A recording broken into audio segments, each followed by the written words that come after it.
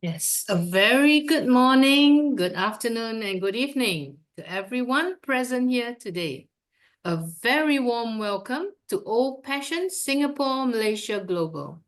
My name is Jeannie Tan, your host today.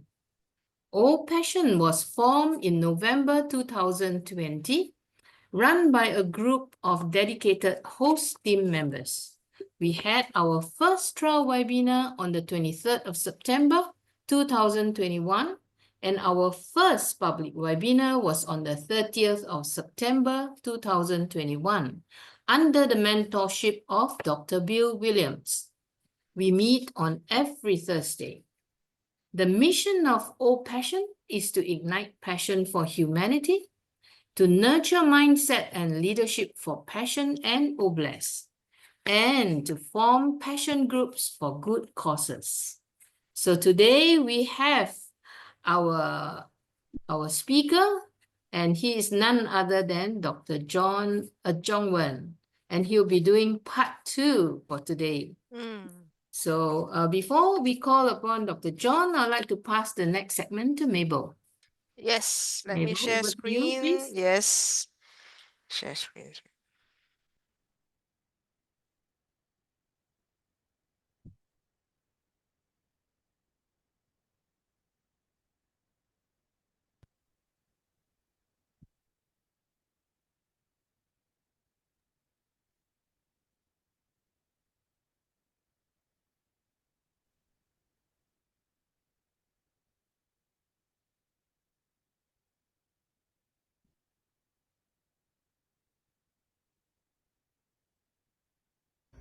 This is just the beginning. I'm very happy how it came out.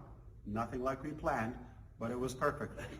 We go to the top with the Philippines. We go to the top with the Netherlands. Singapore, We go Singapore. absolutely. All We over are in the world. Singapore. We'll make a show of it. Yeah, yeah, indeed. See you at the top. See you at the top. Thank you, Dr. Bill. Appreciate you.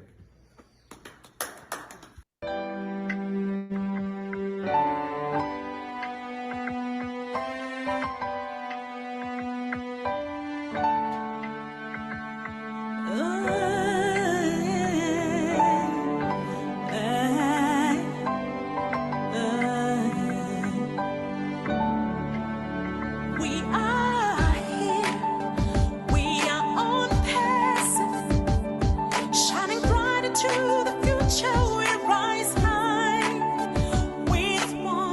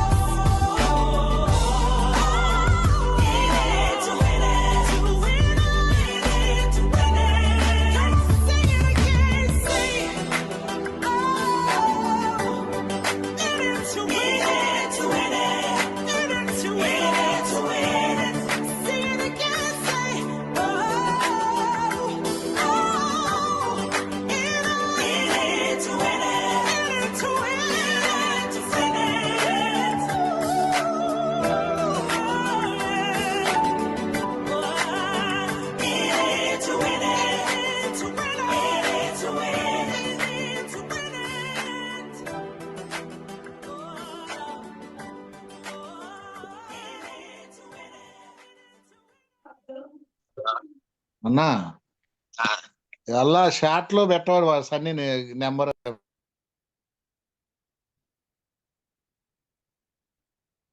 Okay, let me stop share.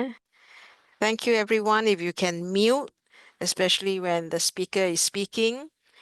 And what a song. And what we are in it to win it. It's appropriate even now to thank Mr. Ash Mufara for his continuous perseverance and working so hard to prepare and to give us a legacy of love, hope, and abundance. So thank you, Mr. Ash Mufara. We know you will hear us. Our heart is with you. And yes, ONPASSIVE, in it to win it.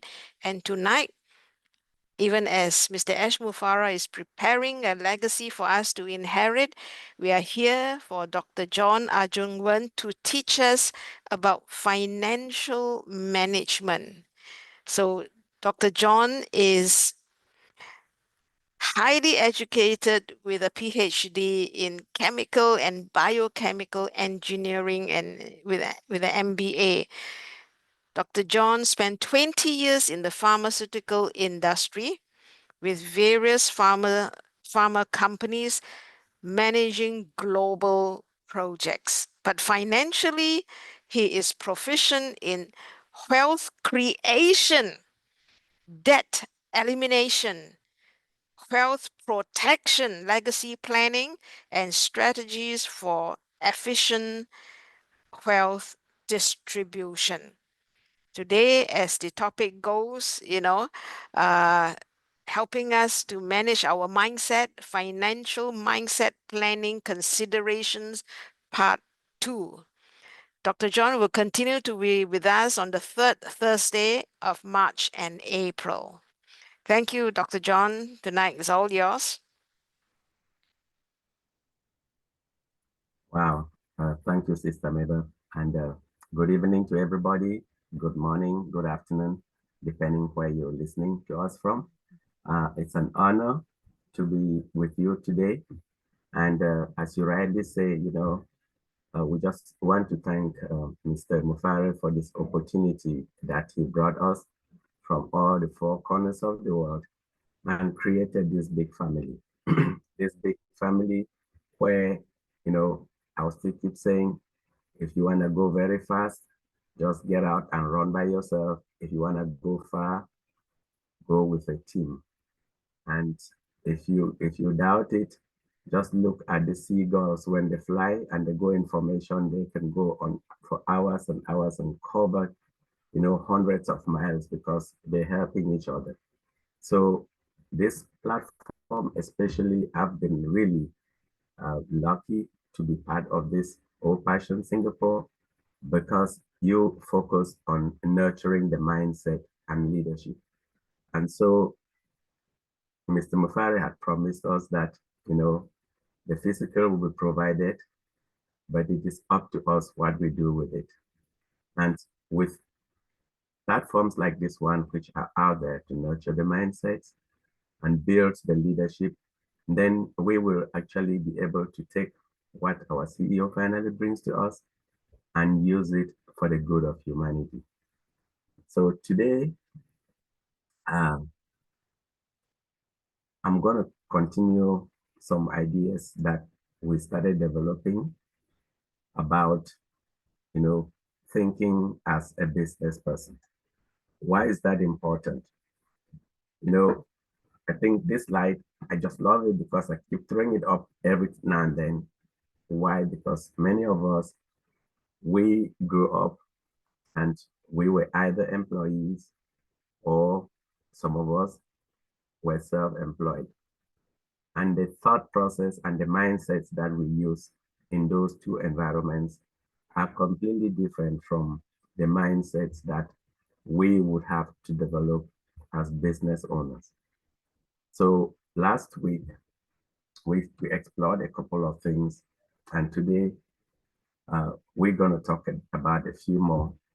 But what I just want to start is by saying that you think about it, ONPASSIVE, by being in this great organization, we are basically moving from wherever you are to this third quadrant where you are a business owner. And the thinking in that quadrant is different from the thinking in the other quadrants. So we talked last week about the 4 general topics that we cover during, just let me get this out of the way, it's creating, it's blocking the screen. Okay. The four sort of themes that I would like us to talk about. Last time we talked about planning. What are some of the thoughts that people have in their minds and the mindsets they need to develop when they talk about setting up a business? What are some of the things they need to get ready? Today, it's more like talking about operating the business. And I just want to start by saying we are not talking about how you do your day-to-day operation of your business and buy things, ship them, manage employees and all that stuff. We're looking at more what are some of the considerations that you need to have in your mind when you're operating your business to maximize your income, specifically in the area of taxes. And I'm not a tax professional. I've been doing a lot of just reading about some of these items, and I just want us to have some of these ideas at the back of our minds so that when needed, and you have to sit down and talk with a professional, you are having a conversation. You're not being lectured at or lectured to. And then next week, I'm going to talk about protecting your business and yourself. That's an area which I think I can claim a bit more knowledge than the other areas. And then we will wrap up with what I mentioned. What's the exit plan for your business? How do you use all this business to leave a good footprint for yourself when our time on earth is done? So in this part 2, as I mentioned, we're going to just say, okay, right now, let's say you have a business and you're the CEO or the owner of your business. What are some of the things that we need to think about so that you can maximize your income? Operating efficiency and all those things are there, because if you are efficient in the way you operate your business, obviously you are going to maximize your profit.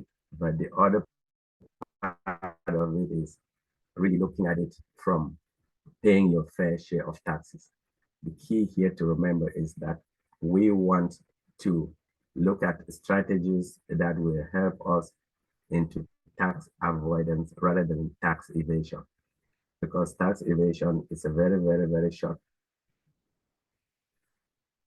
cut to getting into trouble with the authorities. But if you look at it, it doesn't really matter whether you are in Singapore, Malaysia, here in the United States, or wherever. Businesses actually have a lot of advantages. They have a lot of tax advantages. In fact, you see some governments actually give tax breaks for corporations to set up businesses in different locations, because they know that when the business thrives, they create economic value to the entire community. So one of the things that I'm going to do again, we have more professionals in these platforms who really understand the tax ideas, but I just wanted to throw some considerations for you so that when you speak to pros like Dr. T and so on, and people who are more in the financial area as well, that you're having a good conversation with them. And we'll just start by saying here that, as a business person, if you don't know, you can end up actually paying 100% taxes on all the income that you get from your business. And that can happen in a number of ways. One, you don't know what you need to do, or two, you know and you're careless and you don't do proper record keeping. So it doesn't really matter what type of business you are or what type of structure you are. We talked about LLCs, we talked about solo entrepreneurs, people who are doing side gigs. It doesn't really matter. At the end of the day, you can actually make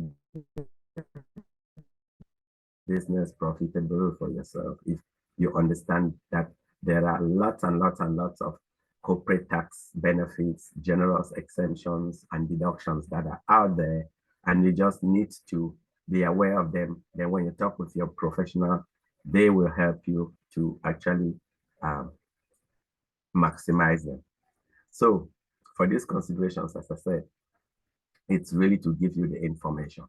It's to make sure that you are aware that these books or whatever are there. And then when you have that discussion with the pros, you actually sit down and you get the benefits.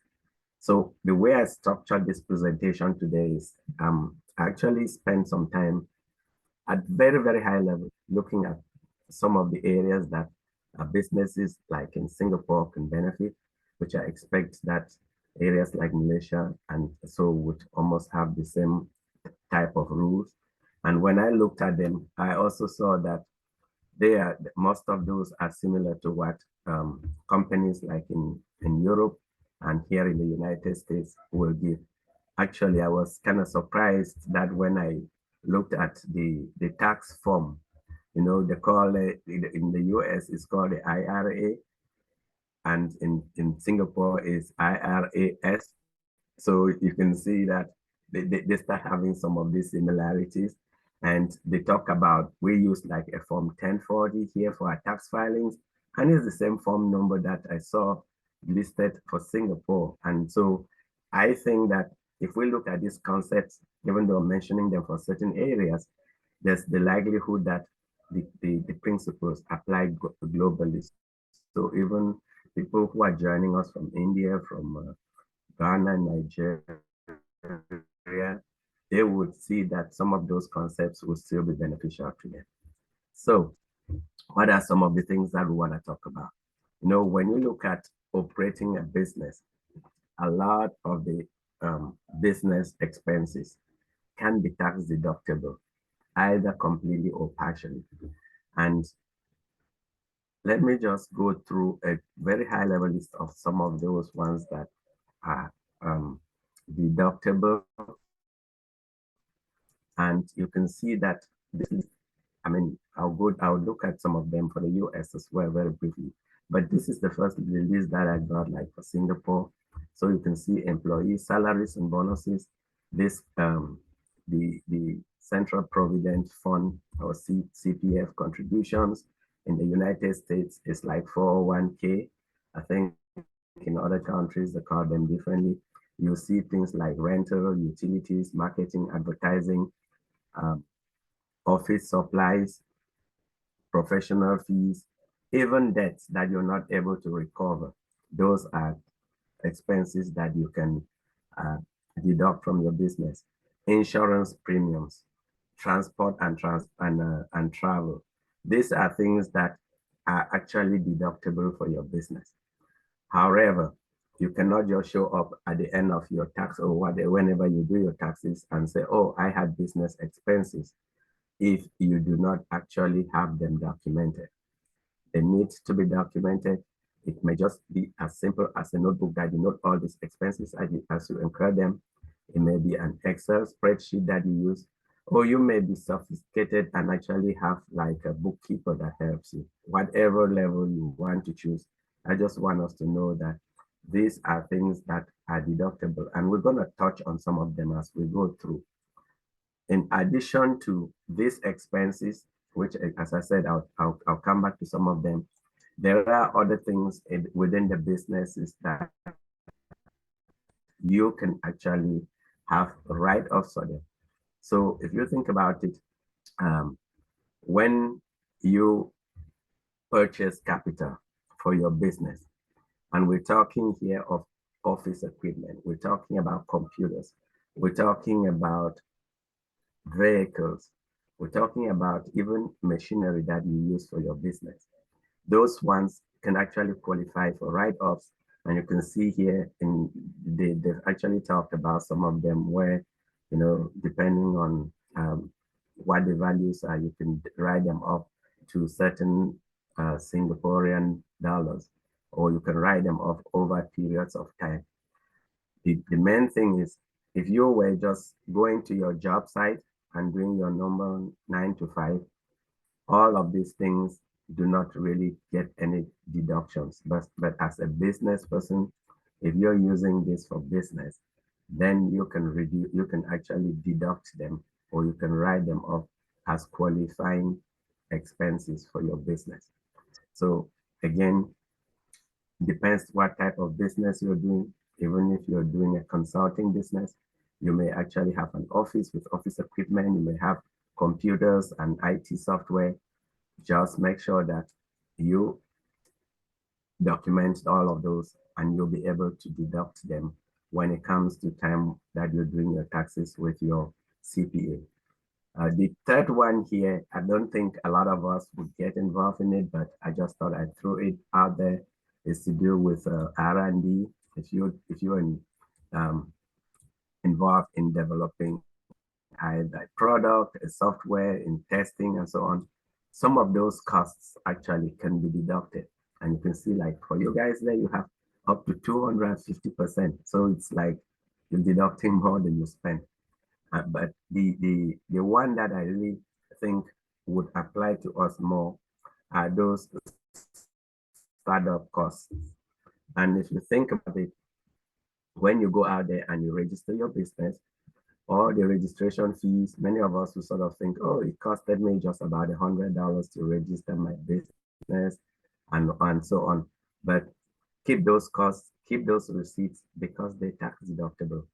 When you come to, if you have an LLC and their expenses that you incur for, registering that business, marketing, advertising, rental, all of those initial startup costs before you even start your business, technically you should be able to write them off. And if you look at it from the point of view of our ONPASSIVE business, I would argue that all the subscriptions that we have done so far, you could technically classify those as startup costs for your business. Because as Mr. Mofari had said, we're going to, even if you went to your OES when things were like paid, you saw the receipts were there, and those could be a startup cost for your business. Again, you need to talk with your CPA to see what years those apply, because some of us may have missed it by not doing it early, but it's worth talking to somebody. And then consultation. If you have some legal advice, if you paid fees for some accountants, or even you paid, as I said, somebody to help develop a business plan for you, that's a startup cost that you need to think about for your business, and make sure that you have proper paperwork to document and show that. And then things like renovations and refurbishments. When I read the one that applied like to Singapore, it seems a bit more generous, because for the United States, and we'll touch that very briefly, they talk about refurbishment and renovation as literally bringing back the facility to where it was before before the renovation. If you went now and upgraded it, you cannot actually start claiming the cost of upgrade. So if you had an office space that you had to repaint, put some new carpeting in there, that's okay. But if you went down and you knocked part of the wall and built an extension to that building, that you probably, for the purpose of the US, would not be considered a renovation, because that's really an extension. But again, think about, you may want some extra lighting so that you can do your webinars. All those type of things are items that you can actually have as business deductions. And then the area of training, skill, like you see, you guys actually have something they call Skill Futures enterprise credits, which can actually give a lot of deductions if people know about that. And then obviously health and safety training programs, certification program. And if you run like a business, obviously you have the equipment like safety glasses and clothing. Those are business expenses that your business can actually go out there and deduct from the expenses that you have going into the business. So those are like at a very high level, some of the expenses that somebody can actually take in your area there specifically. But again, before we actually look at some of them and how they apply to other areas, these three, at least the two bullets that we need to remember is proper record keeping and having receipts is absolutely critical, because like with the IRA here in the US, if it's not recorded, then it means you didn't do it, and so you cannot go claiming it. And then when you do the capital purchases, it's also important to have them, because if you have those type of purchases, they will actually help you to be able to depreciate the equipment over a period of time. So let me just dive again briefly into some of those specific deductions that I showed up earlier, and just explain, especially again, this one, I'll probably be focusing on this area here that I know, but as I said, when I was reading through, I saw that most of those also apply. So when it comes to things like the home office deductions, you can actually, again, deduct a portion of your mortgage interest, a portion of your rents, a portion of your utilities, and even a portion of your property taxes if you use your home for business. And here we're saying that you need to have that space dedicated for business. So if you have a house that is like 1,000 square foot and you use 250 square foot of that property for business, that area should be specifically set up for your business. You cannot have, a couch or a bed in there where your strangers can come and they sleep in there for a short time, because that would disqualify it as an office space. But if you actually have that space dedicated for your business, then if you rent your property, technically you can take 25% of that rental income to that business. Or in some cases, you could choose as the owner of that property to actually pay rents to you and give receipts for that rental if you don't want to claim the home office deductions in that form. And then as a business person, you know that especially for those of us in the United States, when we pay like our social security taxes, the employer pays a portion and the employee pays a portion. When you are a self-employed person or a business individual, you are in the US, you're actually liable to pay both the employer and the employee taxes. And so that could be a big change, because it could end up being 15% of those taxes. So depending on how you structure, at least here in the United States, you could actually avoid paying the employer part of that, or the employee part of those fees, and only pay half of them. So talk with your accountant and make sure that the structure of your business, whether it's an LLC, it's an S Corp, it's a C Corp, helps you reduce any of these employment taxes that you may incur.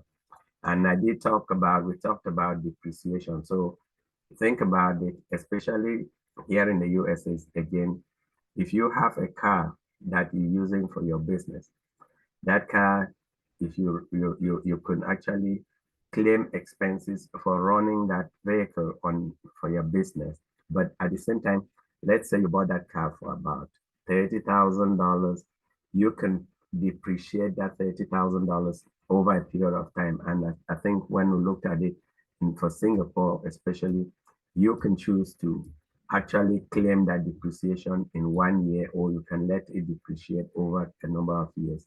And You can do the same thing for other capital that you have bought for your business, like computers, printers, fax machines. If we still use those ones, scanners and copiers, you can depreciate those over time. And the good thing about depreciation is that this is not really money that you've bought that piece of equipment, but it's meant to literally help you set money aside over the course of time so that when its useful life has expired, you can replace it. So it's not, you're not even taking that from your income. And then when it comes to the running costs, you need to think about how many miles am I driving my vehicle, or am I paying for the gasoline and repairs and maintenance and so on. You choose one of the two. You can either choose the mileage, or you can choose the repairs and costs. But in most cases, you realize that even cars that we use for business, sometimes it may be your only car. So you need to be able to document the miles that you used that vehicle for business and when you use them for pleasure, so that you can actually prorate those costs. If it is fully a business car that you use it, you leave it at a business place, then that one you can take the expenses out completely. So again, record keeping. This one about qualified business expenses, I think it's primarily related to the US, but it will not work for people who are providing services sold by the owner of the business. So if I go out doing consulting, I will not qualify for them. And I talked about those vehicle deductions again. Choose whether you want to use mileage, or choose whether you want to use the repairs, but you cannot use both of them. That is on top of the depreciation cost. So vehicle usage is one of those advantages which you really get when you are a business owner, because as a normal employee working for whoever, your car or how you get to work is your business, and there are no deductions that you can get from there.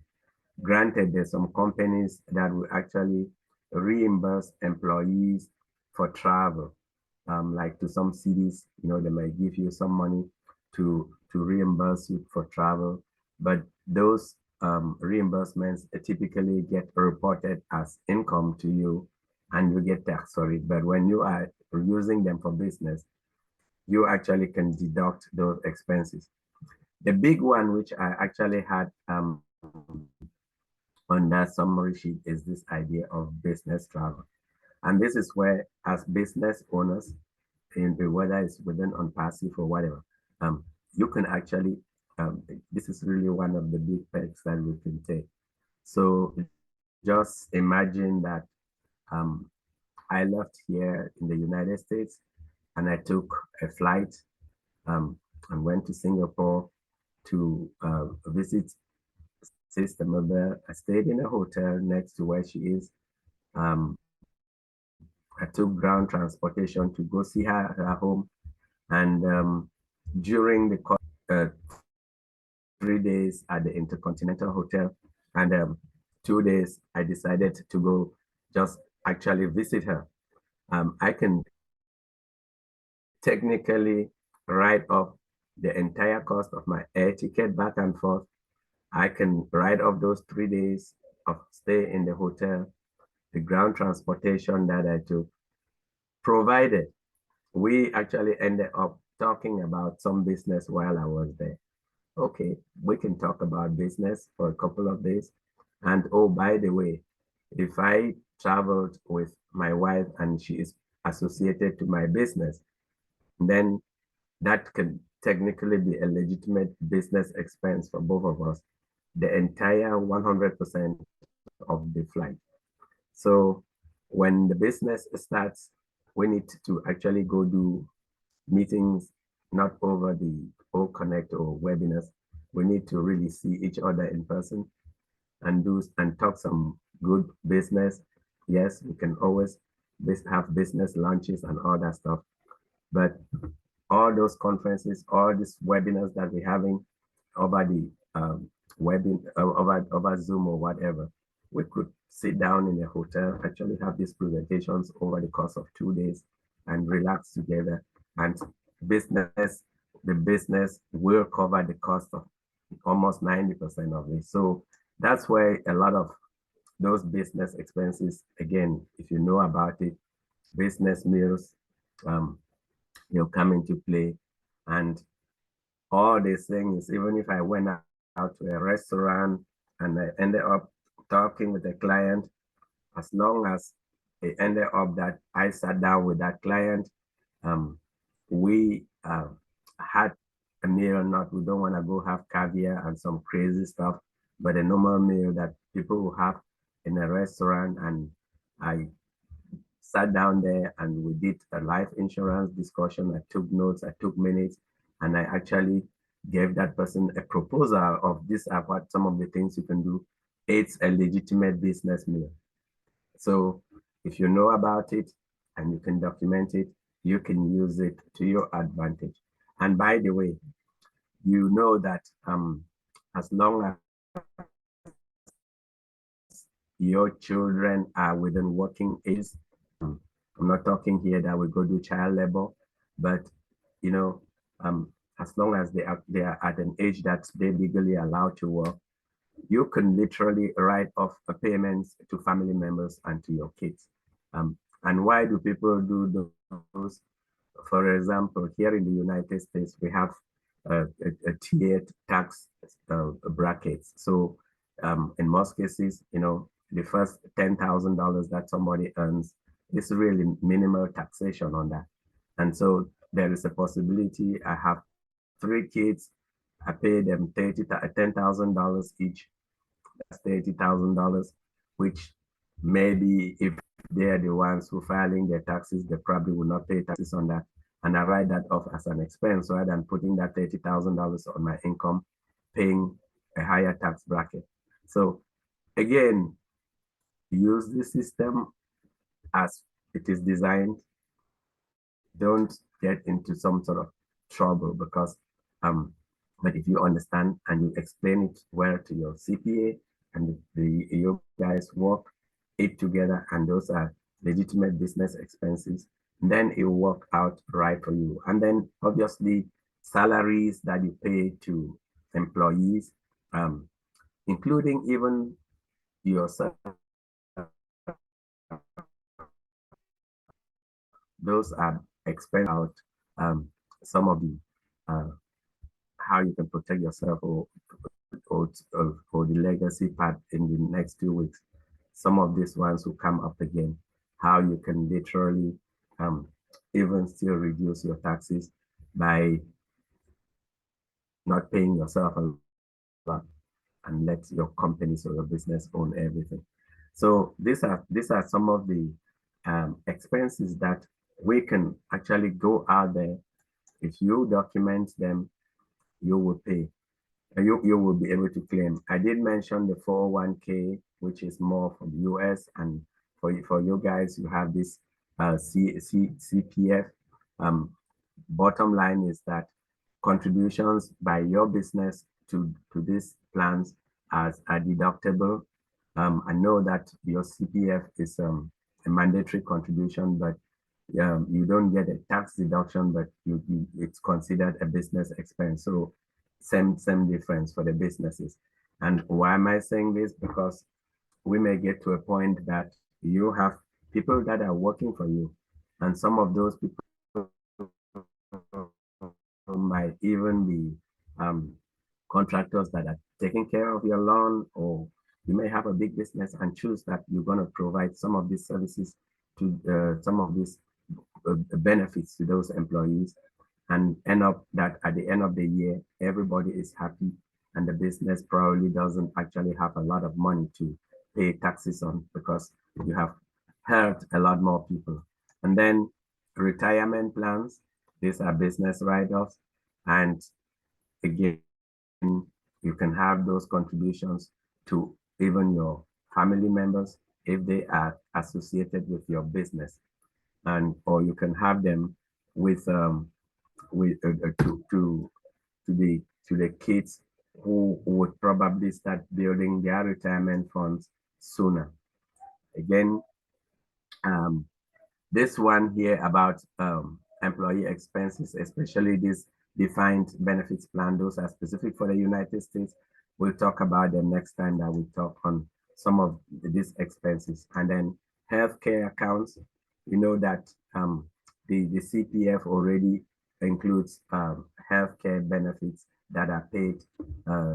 It's not only the pension, but also includes healthcare benefits.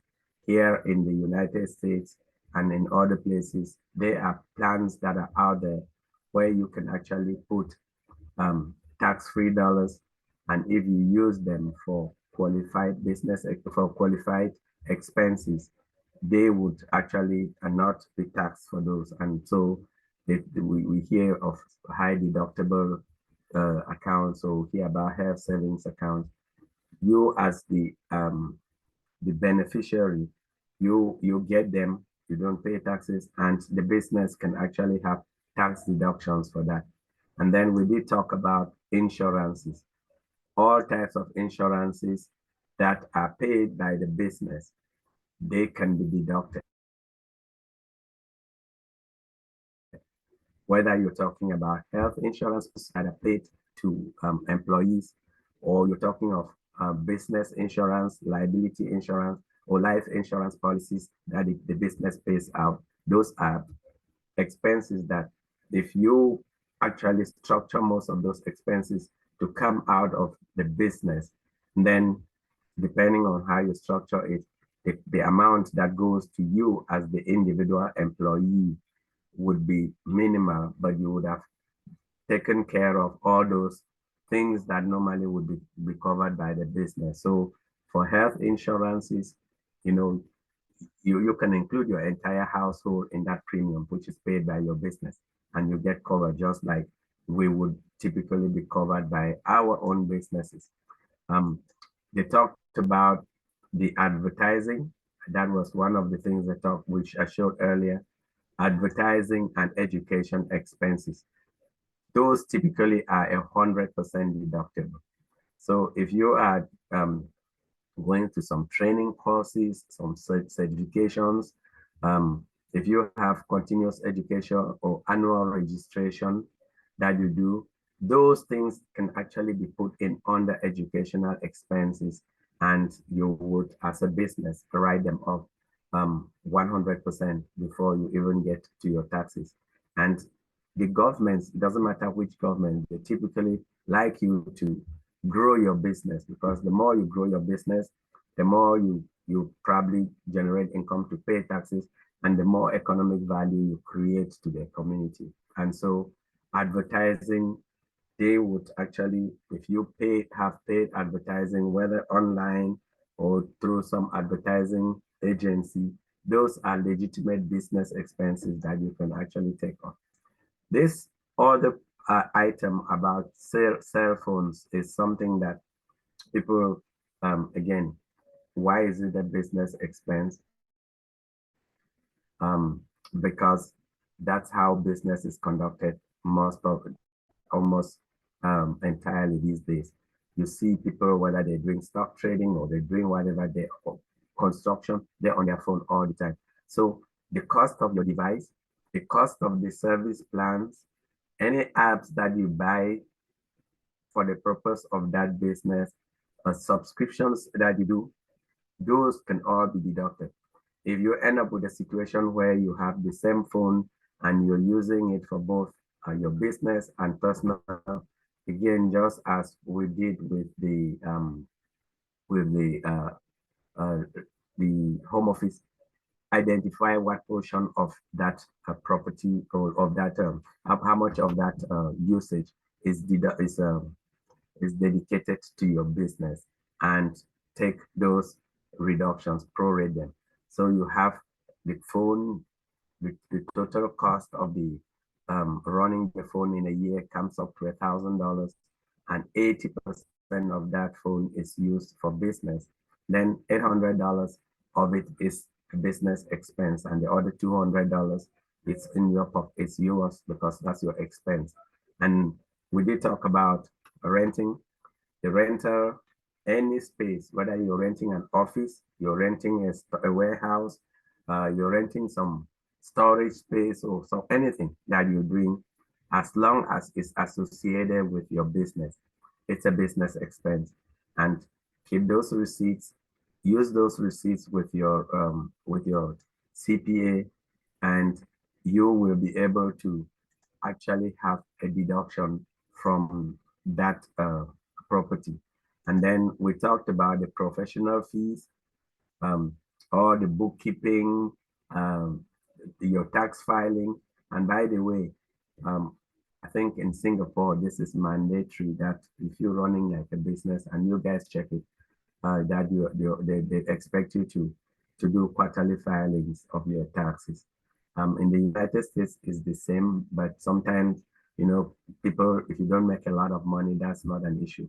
If you owe the Uncle Sam and you haven't been doing your quarterly filing, then that's a problem. So their recommendation typically is that just go ahead, get one of these bookkeepers to do your books, and they can do the quarterly reporting for you, quarterly filing for you.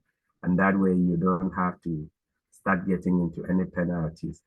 And then for those of us are not in Singapore, but outside of the US, whenever you get any professional services that you have spent over $600, technically you should issue that individual what we call the 1099 form to just say that I paid John $1,000 to do some professional services for me, and I did not withhold any taxes. That way, that individual is responsible for paying their taxes. Same for contract labor.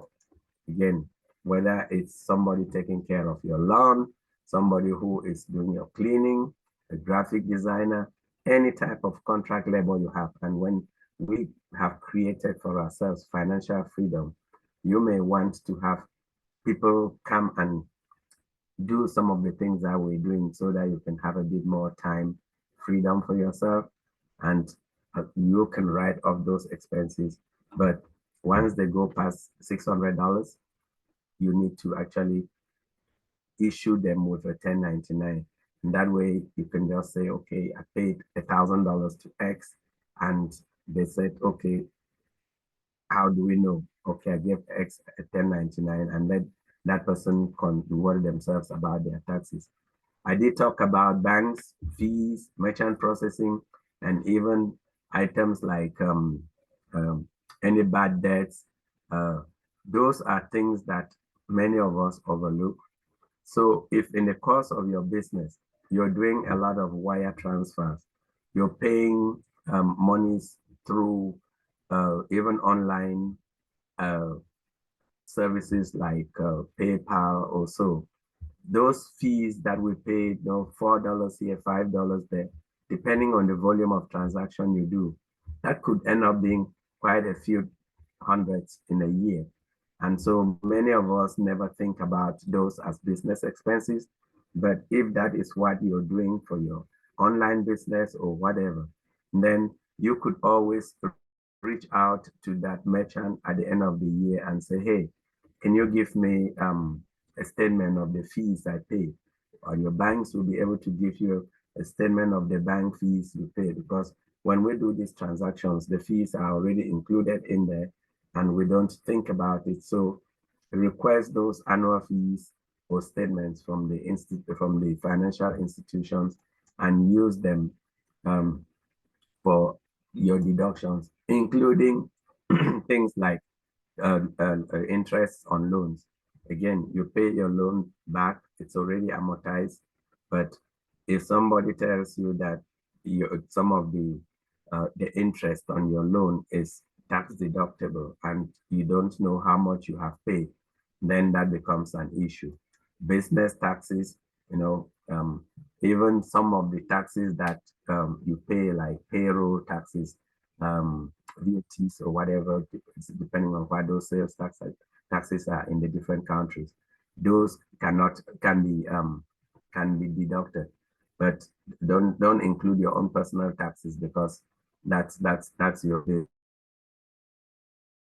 business, and you don't really want to start including them. We did talk about repairs and maintenances, and there are other taxes that we can actually try, and I did mention this one very briefly as we're coming towards the end of the presentation. If you're in the United States and you run like an LLC, chances are that you're paying the employer and the employee portions of your Social Security taxes. But if you actually elect to be taxed as an S corp, it does not change your legal structure as a limited liability company. It's just that you say, I'm a limited liability company, I elect to be taxed as an S corp. Your CPA will give you a form that you complete, and that form just says, I've elected to be taxed as an S corp. And that actually has an advantage in that structure, in the sense that you will end up not having to pay a lot of those Social Security taxes than if you just left it as an LLC. And many people just go give it to the CPA runs it and say, these are your taxes. They say, thank you, and they leave. The last thing I want to mention is, and I've seen this across the world, is that there are also other taxes that you can take, or other deductions that you can take. And whether it's IRA or IRAS, the statements they normally say is that those expenses will be acceptable as long as they are ordinary and necessary for the proper execution of your business. And what that means from a legal point is, if all the companies in that industry are taking those deductions, then you can also take those deductions because they are considered necessary for the execution of your business. So the bottom line is, get in touch with your tax accountant. You're better off going to see them with a lot more receipts than fewer. And then they will tell you that, oh, John, this one does not qualify. Go there with nothing and assume that they're gonna just start digging up for things for you to help you as a business. So try and make sure that, again, one good practice that you can do, if you do your expenses and you use like a business credit card, and you put all those expenses on that business credit card, what tends to happen is that at the end of the year, some of these business cards would actually, you can go pull out your annual statement, and they would actually itemize those things in different categories. I do that, and I take them and I just sort of literally, I pull like my Amex and I go, they have itemized it in different categories. And I just give the printout to my accountant, and then she doesn't really like it, but she will go through and say, okay, this category, we categorize it as this.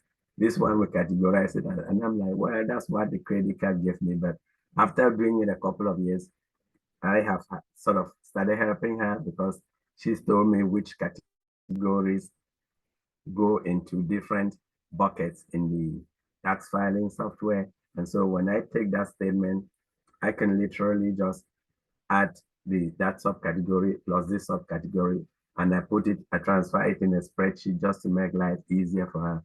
But the beauty of using things like the credit card and for business and trying keeping it away from your personal, again, that's a good mindset and a good practice, is that by not commingling, the credit card almost can provide you with mini statements of all those expenses, and that way it makes life easier for you.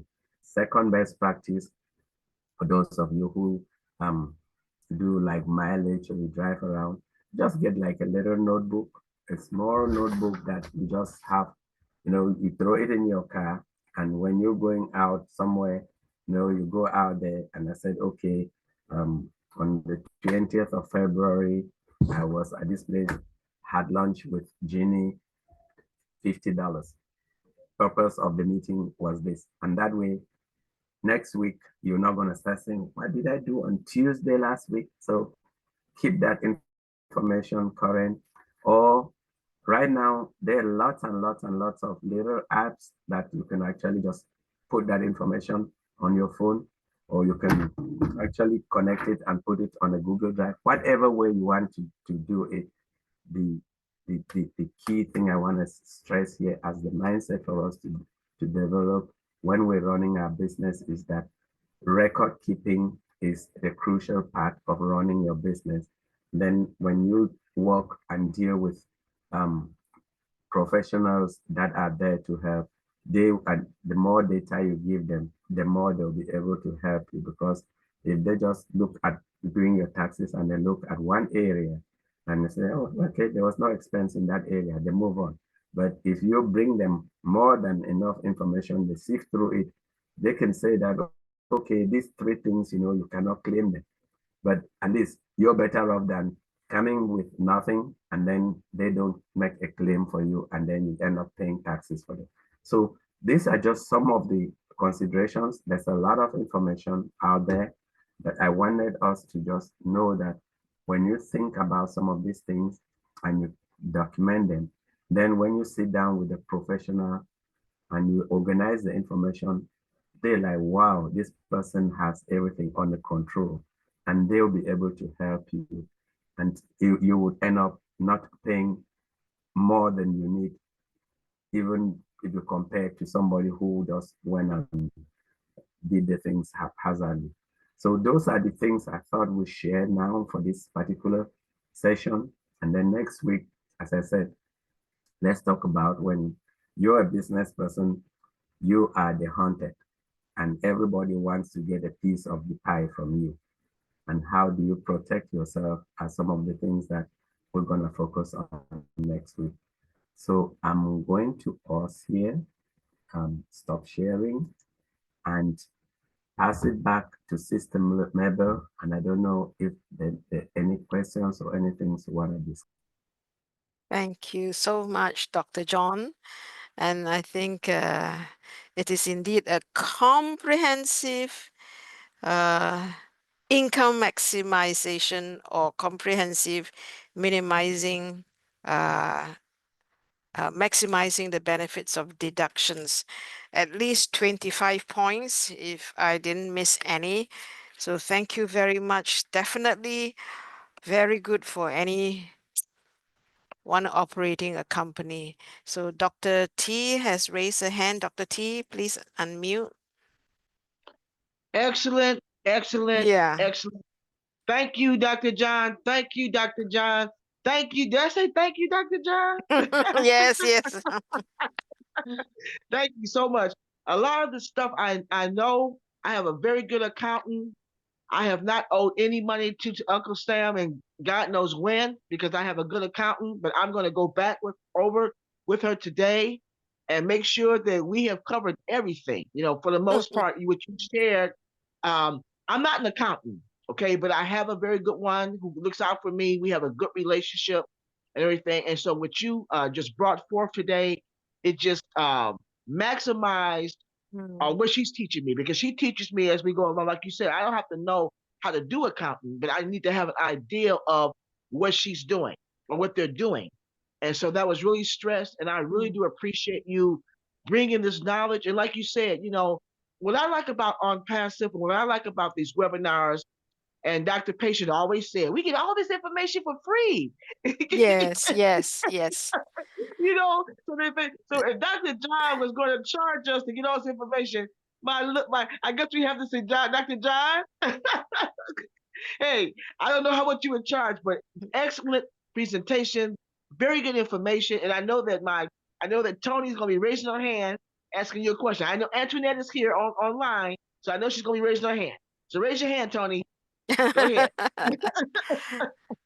Thank you so much. Love you. Thank you so much. Thank you. Thank you, Dr. T.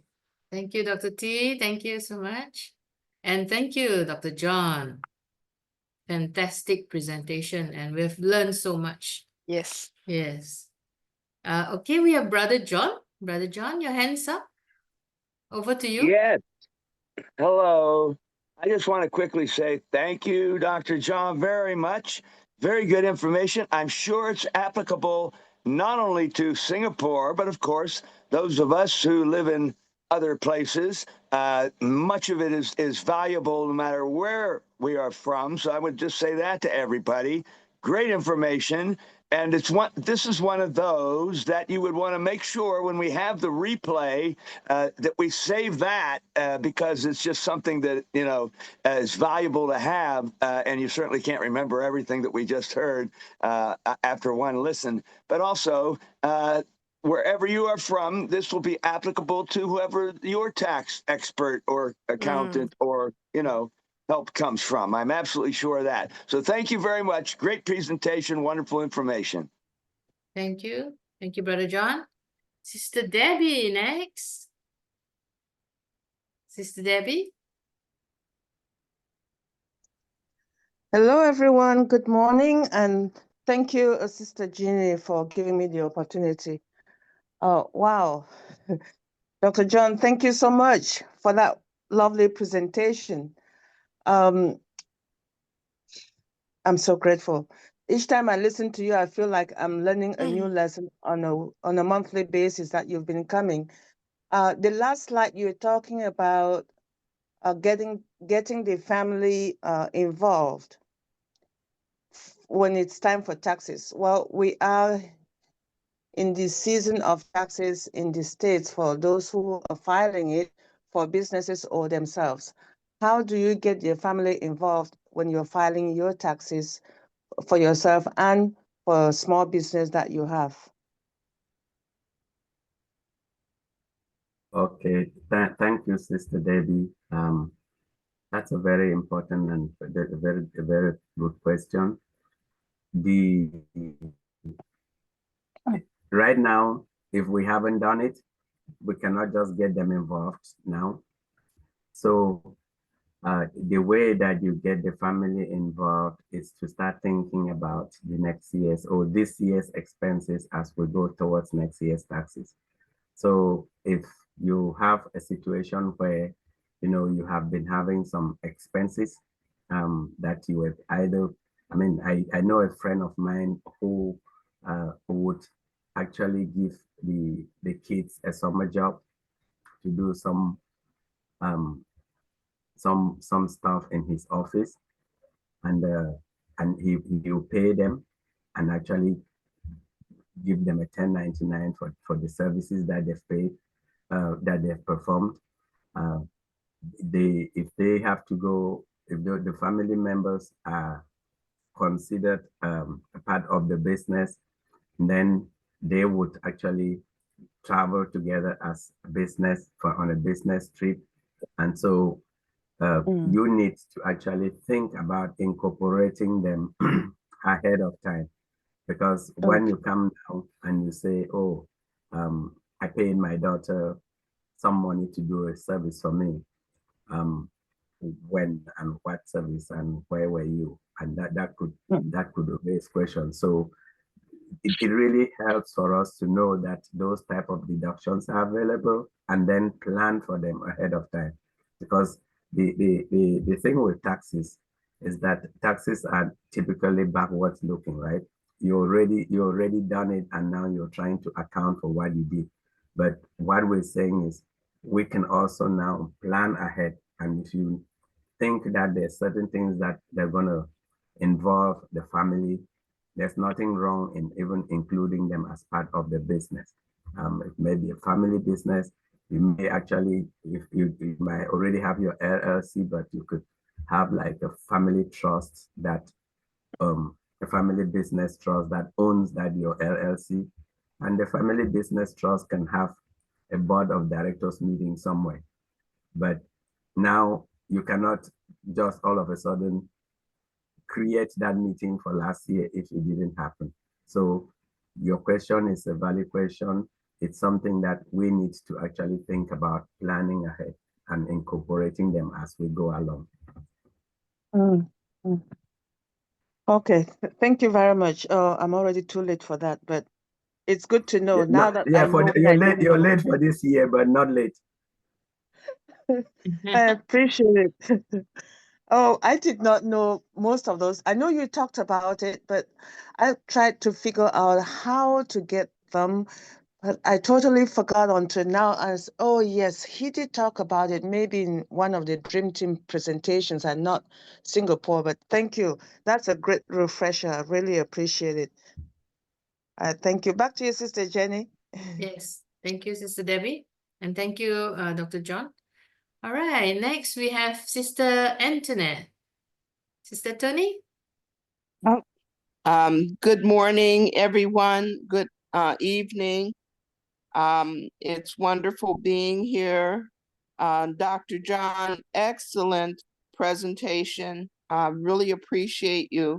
I've been doing taxes since I was 13. Started out hating it because I was doing it for I had an uncle who felt I was a very busy kid. And so he would give me stuff to do to keep me busy and, in the right way. And I ended up learning how to do taxes for my grandmother and somewhat my mom and dad and a few aunts and uncles. And as I continued, when I became an adult, I ended up having to do my own taxes and other people's taxes. And so it's been a long journey in that area and ever learning. And, because whenever I do taxes, I'm always researching and learning and trying to keep up with things. But I love your presentation, Dr. John, because you just, again, confirmed all the things that I have been doing right.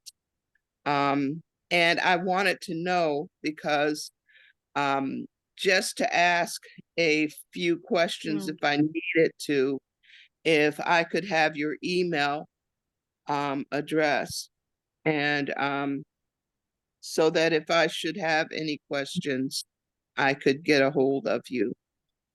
But I enjoyed your presentation and I truly appreciate the knowledge and abilities that God has blessed you with and that you're willing to share with the rest of us. Wow, thank you, Sister Antoinette. You see, now we know ONPASSIVE got talent, right? For people who are in the US and looking for a tax person, now you know where to go. And what better than to have a tax professional in the house who will help us. Listen, my email is the simplest thing you can actually think about. It's my initial, my last name and first name, or initial, my first name and last name at Gmail. I'll type it in the chat for you, Sister Antoinette. And again, if we can help people, we will do that because it's something that you know, they say our people die for lack of knowledge, and if we can help as many people to understand, that's why when I'm around and somebody like Dr. T is around, it keeps me like, it puts me on my toes because I want to make sure am I Yes. saying what I'm supposed to say? So and now with yourself, we can together, exchange notes, and we can help people and see how we can actually uplift our people and give them the right sense. I mean, it's so amazing how many people start doing accounting at 13. This is just a unique individual I would just come across. So for somebody that is, you're talking of experience and also being very humble and willing to learn, thank you for sharing. So the email is in the chat. You can pick it up if you want. Thank you so much. And actually, well, I thank you very much. Thank you. Thank you, Sister Tony. And thank you, Dr. John. All right. Do we have anyone else who would like to speak or ask Dr. John any questions? Anyone? If not, Mabel, would you Yes. like to ask Dr. John anything after your 25 points? Wow, yeah. Yes, yes, yes. Well, I think it's comprehensive enough and it's on record. If nobody else, maybe Dr. John can give us some closing statement to end the night. Yes, thank you again, Mabel and Sister Jenny. Again, this is a learning process for all of us. It's a journey that I would say has been an ordained journey. If you've heard me say it, at least not on this platform, at least on many platforms, ONPASSIVE found me. And through this journey, I have found family across the globe. Yes. And so we are here to learn when we talk about uplifting humanity, is uplift ourselves first. And we uplift ourselves first with making sure that we develop the right mindsets, we develop the right passion, we develop the right leadership. We know a lot of people that win millions of dollars in a lottery and end up committing suicide, or they end up in really terrible situations. Sometimes when I look back at ONPASSIVE, I keep telling people that I got in December 2020.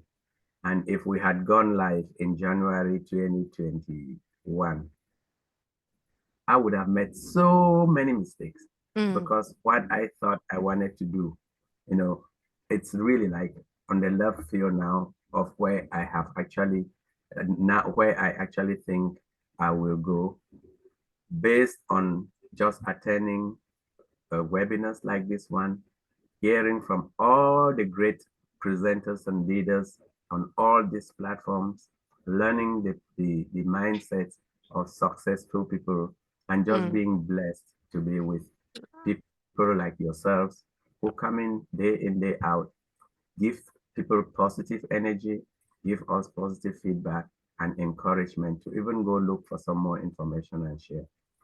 As far as this particular topic itself is concerned, it challenged me to go find out stuff about Singapore. The only thing I knew about Singapore was that I just loved going there and it was nice, clean area and I enjoyed the food and came back.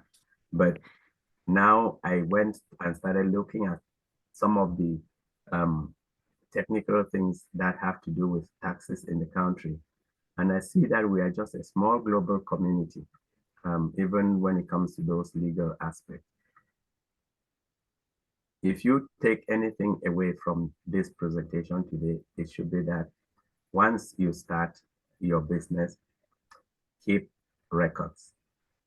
Don't minimize the importance of keeping that information. It cannot be, you can never over document, because if anything, your professionals will tell you that this does not count. But if you never took it to them, they will not know that you spent it. And when it comes to auditing, the government is always going to say, show me. Whether it's financial auditing or it's even in any place that you deal with quality assurance and auditing, what they want to do is ask you, show me, show me.